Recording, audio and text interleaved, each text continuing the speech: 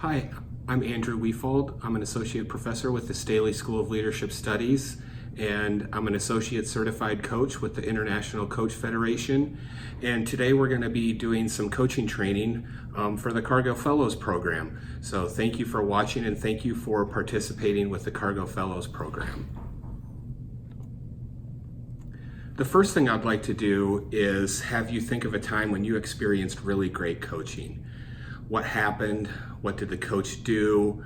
What did you do? What did you learn? What did you experience internally? What changed for you as a result?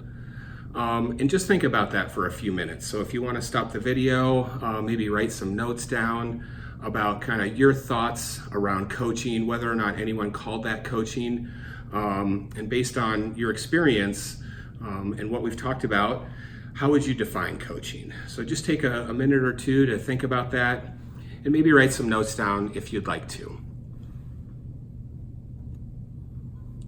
So the International Coach Federation defines coaching as partnering with clients in a thought-provoking and creative process that inspires them to maximize their potential. And that's a really broad definition. But there are other definitions of coaching, and another one from the Center of Creative Leadership defines it as a formal one-on-one relationship in which the coach and the fellow collaborate to assess and understand the fellow and his or her leadership developmental tasks, to challenge current constraints while exploring new possibilities, and to ensure accountability and support for reaching those goals and sustaining the development that happens during the coaching relationship. I'll also be saying coach and client or coach and fellow interchangeably. Most of the coaching organizations refer to the coach and a client. For our purposes, we're going to refer to us as the coaches and the fellows as the clients, or just the fellows. The goal, really broadly, of coaching is to develop a relationship that facilitates the fellow becoming a more effective leader. And so if we can have that in the back of our mind as we're exploring our relationship and developing the relationship with the fellow, that really is the goal, is to develop the leadership of the fellows that we're working with. So we've talked about a couple definitions of leadership. It can be really helpful to understand what coaching is by talking about what it's not. So coaching is not facilitating. Facilitating is a process of moving a group through specific content to a desired outcome. With coaching, there is no desired outcome. The outcome is set by the fellow, and we're there to help them reach the goals that they want to reach. And we're not going through any specific content either. The coaching relationship should develop organically, and the fellow should have a lot of say in how that relationship proceeds. Coaching is also not mentoring. With mentoring, I'm imparting my knowledge to someone else to guide them based on my personal experiences. And so coaching is not about me sharing my experience or sharing my knowledge. It's really giving the fellow the time and space for them to work through the challenges that they're working through. Coaching is also not counseling. Counseling or therapy is really looking at the past, how it relates to the present, providing empathy and support. A lot of times our coaching conversations can go right up to the line and sometimes cross the line into counseling or therapy. That really needs to be something that you're careful of and mindful of. If you ever sense that your conversations are going over the line into counseling or therapy, you should probably stop the conversation and refer the fellow to the appropriate resources. And coaching is also not consulting. Consulting is gathering information, assessing it, evaluating it, and providing a report or a recommendation based on that work. So we're not doing that. This is more of conversations and letting a fellow or client set goals and you holding them accountable for them. So the training that we're doing today is, the hope of it is to help you become more coach-like. To become a certified coach in the International Coach Federation is a very long process, and it requires a lot of training done at certified training centers. And so the training here today is to help you become more coach-like. It's also important to know that the work that we're doing with the Cargill Fellows could stray into mentoring. It could also be advising. And there is some overlap between those three things. With all three, the relationship is super important. With all three of those things, the goal is to develop and transform an individual.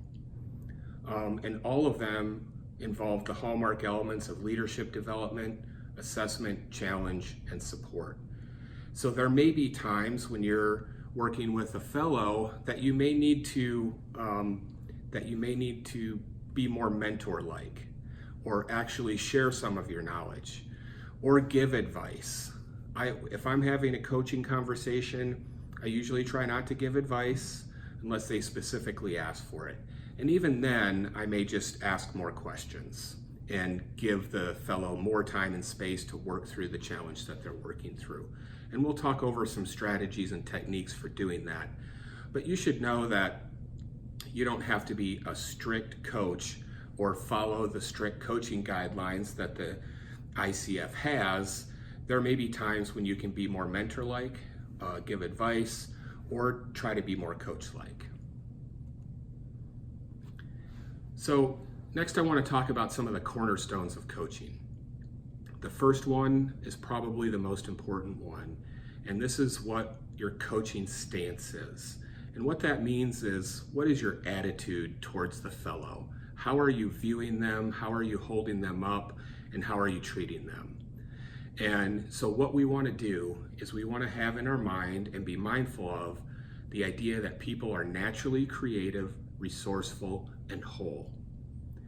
And if you're approaching a person with that stance and that attitude, that's really going to shape the conversation, and it's going to shape the relationship that you develop with the fellow. And if you think about how you want to be treated, would you want to be treated as a creative, resourceful, and whole person? Or would you rather be treated as deficient in some way? I think most of us would probably want to be treated as a whole person. And so if we can be mindful of that coaching stance, treating our fellow like they're a whole person, that they're creative and resourceful, that's going to put us in a coach-like stance and attitude. And it's really going to give us the right mindset to give the fellow the time and space to work through their own challenges.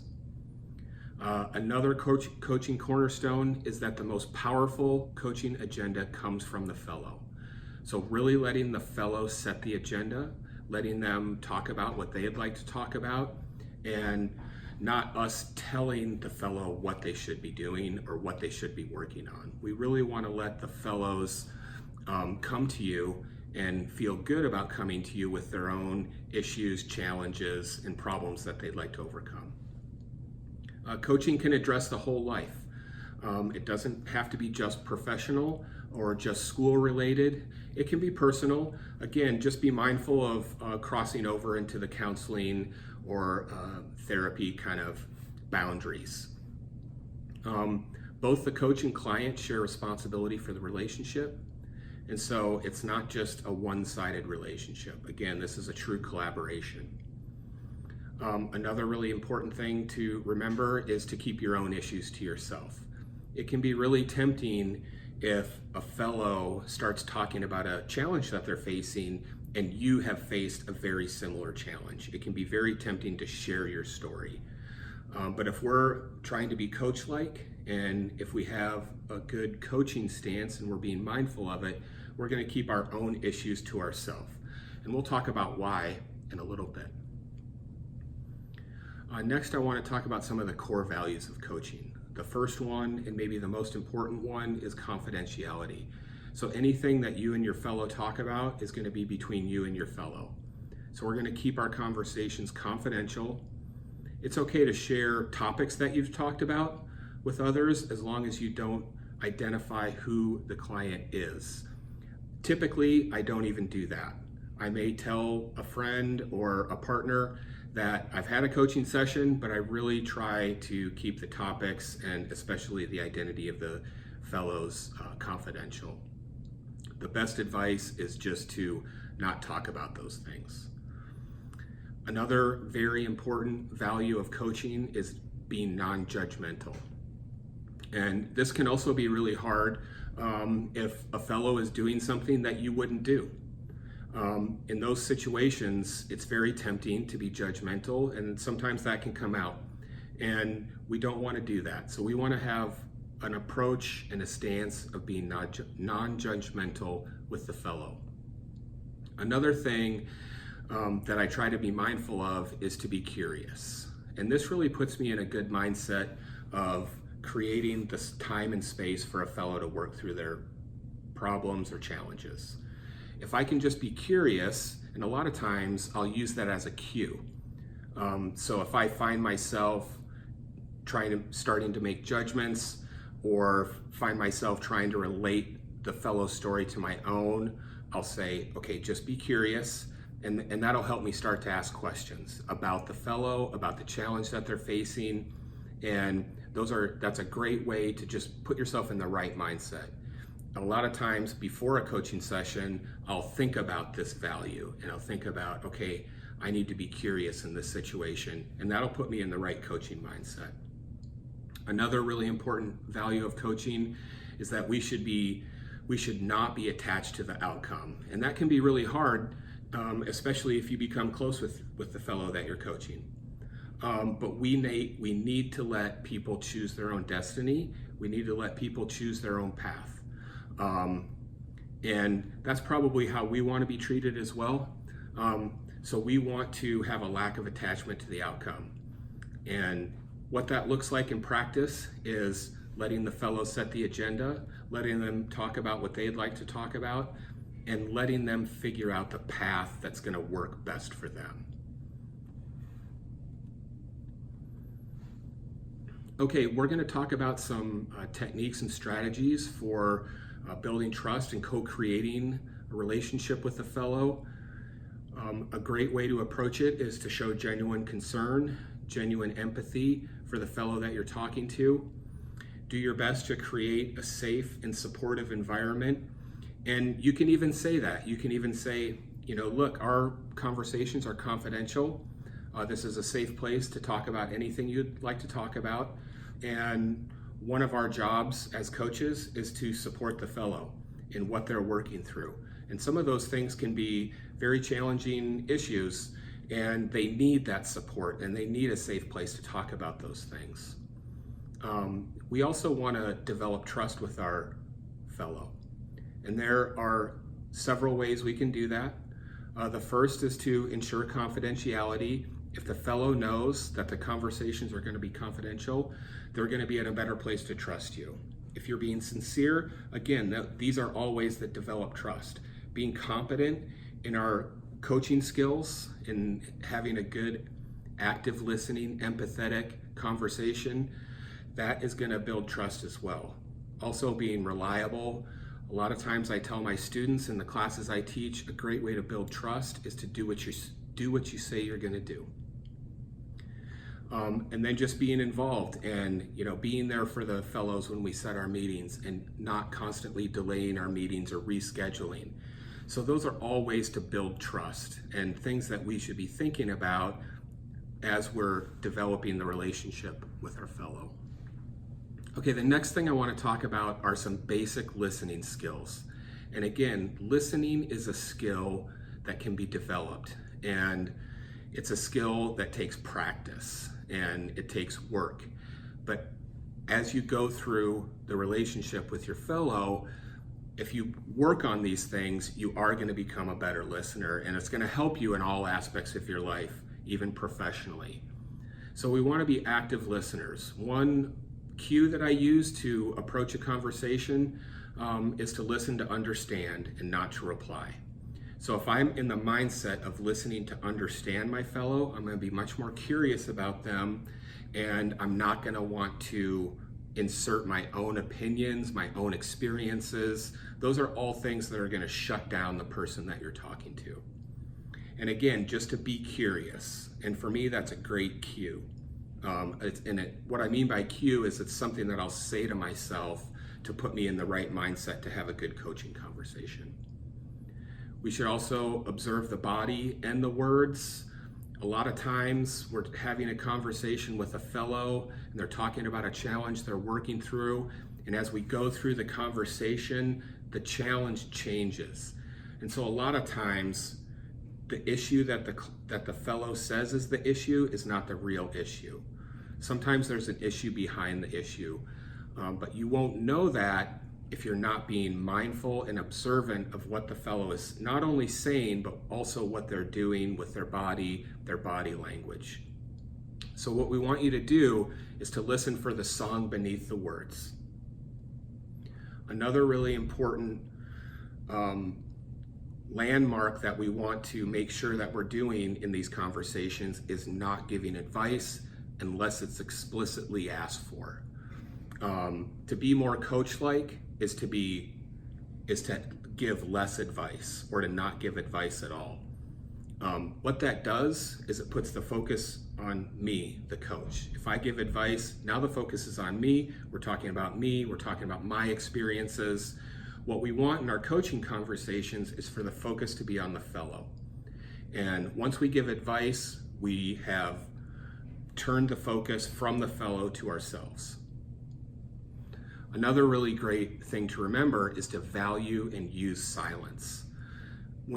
If you've asked a really great question and the fellow is just silent for 10 seconds, for 20, for longer, it can seem like forever. And if you're kind of an anxious person like me, it's really hard to stay silent in those moments. But what's happening in those moments, what you should know, is that the fellow is thinking about what you asked and they're trying to figure it out. They're trying to figure out a way to respond. And those are sometimes the best moments. So really value and use those moments of silence, and just challenge yourself to not be the first person to break the silence. Another really great piece of advice is to not one-up the fellow. And this happens all the time in our conversations. A person tells us a story that's really cool, and that story reminds us of something that we've done. And in an effort to relate to the person, we want to share our story. What that does, though, is it turns the attention from the person who told the story to us. And so it's a low-key way of shifting the attention on us, and it's like, hey, let's talk about me now. I want to share my experience. And if we're trying to be coach-like, we're not going to do that. We're not going to share our story. We're not going to insert our own experiences into the conversation. And this is a conversation killer, is to say me too. So if someone shares an issue, a challenge, a story, or whatever, we say me too, or I've had that same experience. It really diminishes and demeans what the person is saying. And when we do that, we have lost our coaching stance. We're no longer treating the person like a whole person. And so we really want to avoid one-upping, saying me too, sharing our story, and really keep the focus on the client. One way to do that is to just be curious. Just keep asking questions about what they're talking about.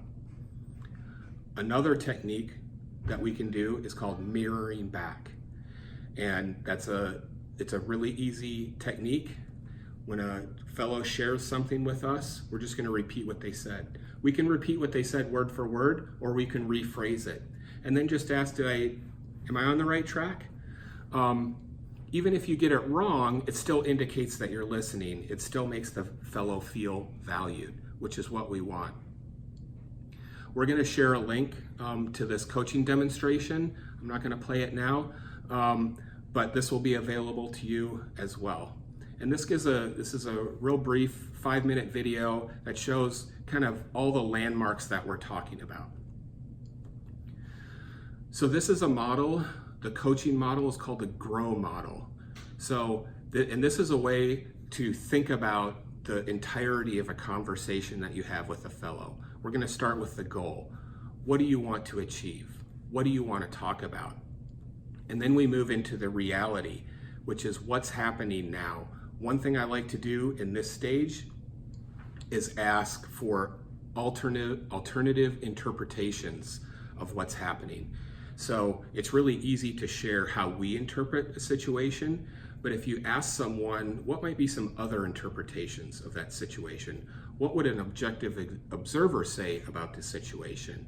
What that does is it gets the fellow thinking creatively and from different perspectives, which is a great leadership skill, by the way. Another step is to work through different options. So what could you do? You're in a situation, you're trying to work through a challenge. What are your options? Try to get the fellow to think of further options, even more options. Again, this is a leadership skill of being able to find a creative solution to a problem. Once you've identified a path, and again, it's really important to let the fellow decide which path they're going to follow. What is the best choice for them? Again, this ties back to having a lack of attachment to the outcome. Our role as coaches is to help our fellows follow the path and to hold them accountable. So that's the last part, the will. What will you do? Once the fellow has decided the path that they want to choose, our role is to hold them accountable. So what we can do for that is just say, hey, when you've done the thing that you said you're going to do, will you please contact me? You can call, text, or email me. A lot of times I'll have my fellows just shoot me an email when they have done something to make progress on their leadership challenge. Okay, so I do want to talk about how to start a session with a fellow, because the start is super important. The end depends upon the beginning. So the first thing I always ask my clients or fellows is, what do you want to focus on today? You could also say, what would you like to talk about today? And then let them talk through that. The next question I'm going to ask is, at the end of our time together, what do you want to walk away with? Or how will you know if we're successful today? And with that, once they have answered that question, a lot of times I'll write that on a sheet of paper and draw a heart around it, because I know that that needs to be the focus of the conversation. And anytime we get away from that, I'll make a note of it and say, hey, I noticed that we're talking about this other thing now. Do we still want to talk about what you said we wanted to talk about, or do we want to switch to the new thing? It's just a way to keep on track. If you do need to switch, that's fine. The third question we want to ask at the beginning of our session is, what about that is important to you? What this gets to is the fellow's values. So we're connecting their challenge to their values. Why is it important? If you're successful, why is that important to you? And there's no right answer there, but what it does is it gives you information about what the fellow values. Okay, so again, a coaching session outline could look like this. We want to set the agenda. And by that, I mean, we're going to let the fellow set the agenda. We want to align that with our purpose. So we want to make sure that that agenda is aligned with the fellow's purpose, with their bigger, broader goals. And again, we want to explore multiple interpretations and generate multiple options. Then we want to prepare to take action. What are you going to do? How are you going to do it? Who else is going to be involved? And then we want to create accountability. So just like I said with the last slide, how is the fellow going to communicate to you that they are making progress, or that they're doing what they said they were going to do? Okay, again, these are all things that are going to help us become more coach-like. Letting the fellow set the agenda. Let them have control over what you're talking about. We want to make sure we're listening. We're practicing good active listening skills. We want to mirror back. We want to be curious. The way we can be curious is to ask follow-up questions. And lastly, we want to support and affirm. A big part about being a good coach and being more coach-like is giving the fellow the time and space to work through their own challenges. Just doing that is being supportive. A lot of times I'll just say to a fellow that I'll just say, like, look, I want to affirm you. This is a really tough challenge and you're doing a really great job working through it. Okay, so I do want to talk a little bit more about mirroring back. Mirroring is a technique where you repeat back to a fellow, usually in your own words, but sometimes word for word, the idea that's just been expressed. So I'll say something like, this is what I'm hearing. Am I hearing you correctly? And we're not going to offer any clever interpretations, no strategies for overcoming the problem, because again, that's inserting ourselves into the conversation. We don't want to do that. We just want to listen and repeat or rephrase. The skill and art of this lies in being fully present in order to hear what's been said and in being able to take on the perspective of the fellow so that you can pull out the underlying theme of what's being said. Mirroring is a connection builder because it lets people feel heard and understood. And again, even if your rephrasing or repeating back isn't quite right, it still lets the fellow know that they're heard, because then it gives them a chance to clarify. Then they know that you do understand them. So when we're being curious, when we're asking questions, we want to try to ask powerful questions. Don't put too much pressure on yourself to come up with the perfect question. If you're in the curious mindset, you're on the right path.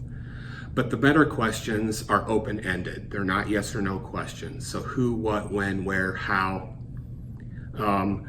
Powerful questions are non-judgmental and non-leading. One way you can get caught losing your coaching stance is if you ask a question like this: have you ever tried doing XYZ? So you asked a question, but really you were giving advice, because the implied message there is you should try this thing. You can also ask, just offer requests, which is, tell me more about this, or could you please explain the situation a little bit more, or say more about this? So that's a request, and that can be really powerful because it gets the fellow to think deeper about their challenge or issue that they're talking about. So again, we want to be active listeners. We want to try to understand the fellow's perspective. The last point is a question, but it's why not ask why questions? Why wouldn't you want to ask a why question? And the answer is that if you ask a question that starts with why, that can put the person you're talking to on the defensive. So something like, well, why haven't you tried this? Okay, that puts the person in a defensive mindset, and they're not going to feel really heard or listened to with those kinds of questions. Also, those questions under the surface can be really judgmental. So most of the time, we don't want to ask why questions for those very reasons. Remember, your stance and your attitude towards the fellow is the most important thing. So if you can just remember that your fellow is a naturally creative, resourceful, and whole person, that is going to influence the conversation, and it's going to influence the relationship that you develop with the fellow. Another way to think about that is to hold the person in unconditional positive regard. Remember to hold your focus and be present. You're going to lose your focus. There are going to be times when you're not present. What you have to do in those situations is just notice it. Notice that you're not present. Notice that you've lost your focus, and then come back. Refocus, get your presence back, and you don't have to say anything. Just in your mind, notice that you lost your focus and come back. So being present and having presence is about being in the moment, about being fully conscious and focused on your fellow, their challenges. Be open to your own intuition. Your intuition is going to let you know what that song beneath the words is. Release your judgment, release your interpretations of the fellow's situation in service of lifting up their innate wisdom. Again, your fellow that you're working with is a creative, resourceful, and whole person, and they have everything that they need to work through their challenge. And then, think about things that are going to keep you from being present. For me, it's distractions. So if I can eliminate as many distractions as possible before I have a coaching session, that's going to help me be present.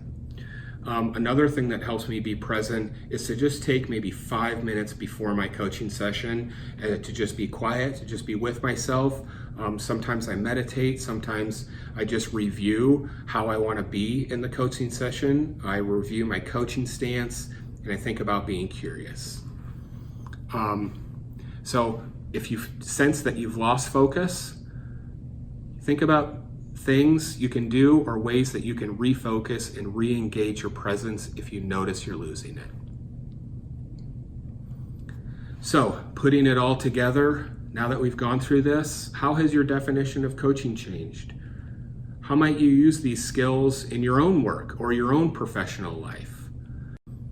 I'm happy to be a resource for you. Please shoot me any questions that you have. My email is on this slide. I'm also here for you if you would like coaching. If there's anything that you need, if you would like to have a coaching session with me, I'm happy to do that. And there's no charge for that. It's part of what I do for the fellow program. So I'm happy to help you work through your challenges as you're helping the fellows work through theirs. Thank you so much.